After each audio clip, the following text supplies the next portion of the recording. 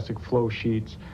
And at that time, we began to become very concerned.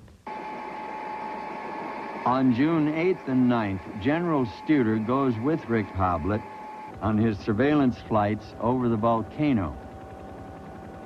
You have the sound of the helicopter, which is that thump, thump, thump that all of us remember from Southeast Asia.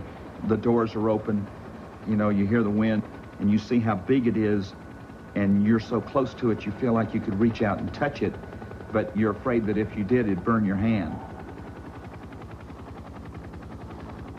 There was no doubt that there was something going on underneath this ground, and that it wasn't happy. It was not a happy camper.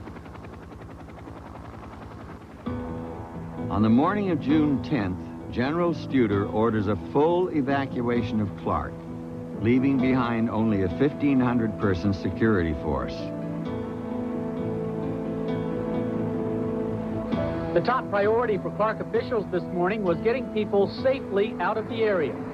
Staging areas were set up on the Clark flight line to make the evacuation of over 14,000 people as smooth as possible. There you go. Have a safe trip. Thank you. We just got here 12 days ago. They didn't tell us we were going to do this. Now we're on vacation. You have a good day. Thank you. Bye-bye, kids.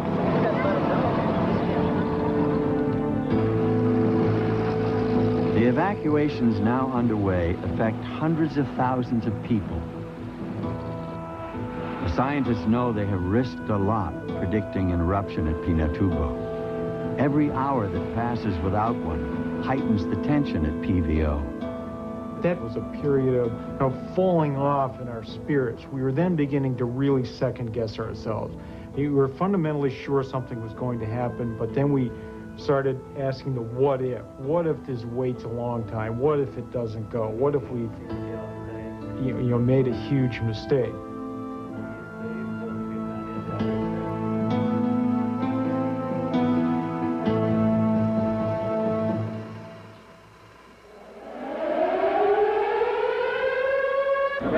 That is true in the extreme upper level. It's currently about 65, and we just watched it go boom almost right off of our skull. Yeah, that's true. Is the alarm going off? Are we being evacuated?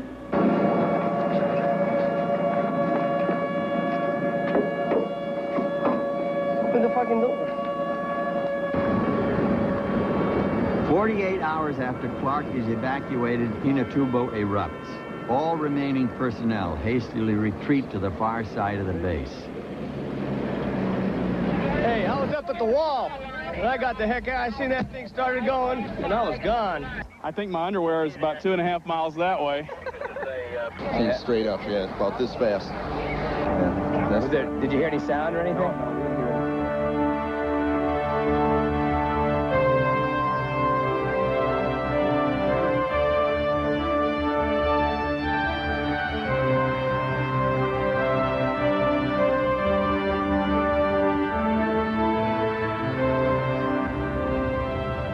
When that first big blast happened on the 12th of June, there were several airmen around us just, looking at this thing and, this is just being awed by this, where I was, I was jumping, yeah, go, all right, that's great. I mean, it was more of an emotional release. One, it was a spectacular blast, and second, what we had been saying was right on about the volcano, that we had really nailed it, and there was a lot of excitement about that.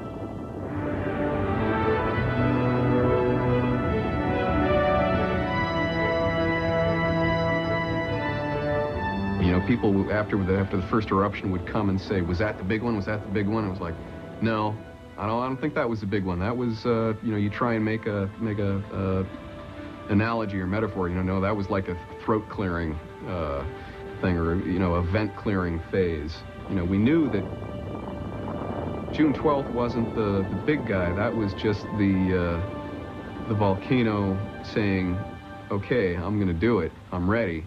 And this is, these are appetizers."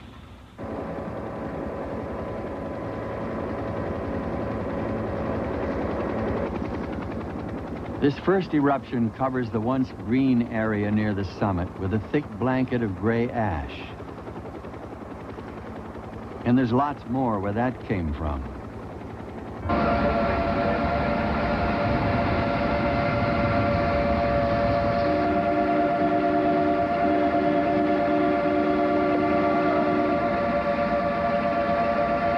This sucker's huge this time. We got to get out of here pretty soon. That stuff gonna come down right on us this time.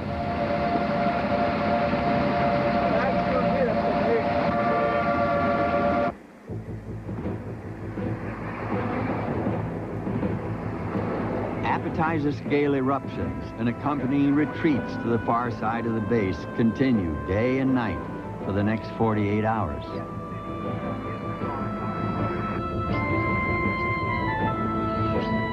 With each eruption, communities as far as 50 miles from the volcano are showered with ash and sand.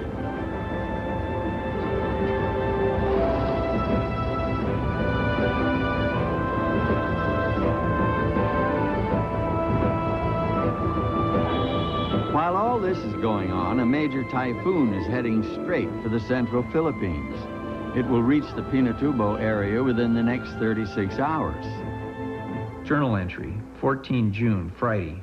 Been here 19 days, I think. Seems like forever. 0645. Call Ewart, ask what's happening. He says it's still rocking and rolling. Wonders what's keeping the lid on. 2100. Dave calls a meeting. It doesn't work. People are too beat.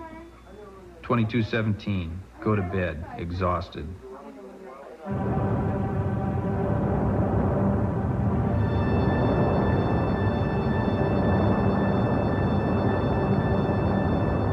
On the 15th, Pinatubo serves up the main course. From 2 a.m. on, there is a continuous eruption, punctuated by massive explosions that send ash 100,000 feet into the air.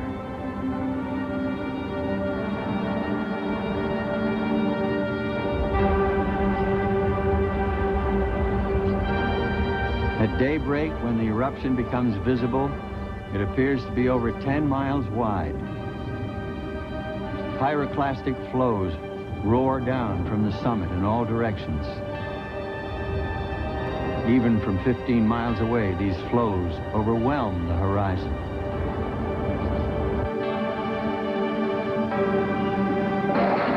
Somebody give me the date and time. Saturday. 0600.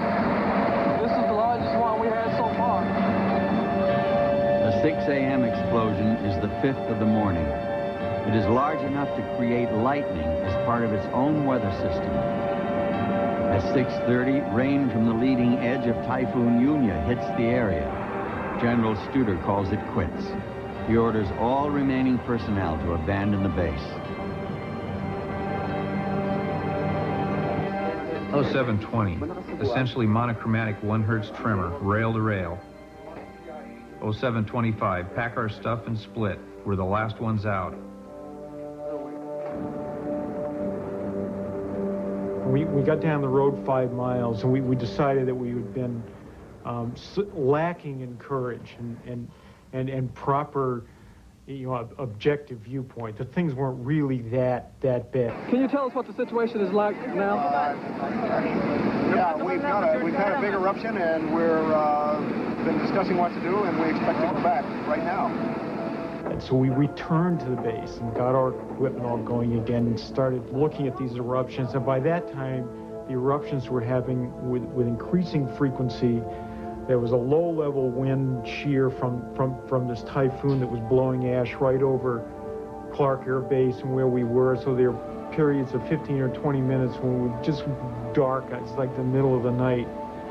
It was raining. It was raining pieces of pumice that ranged inside from 2 or 3 inches to 5 or 6 inches big. Those kinds of things were coming down, and if you went outside, they came down on you. But the biggest thing was you could not see, you could not hear,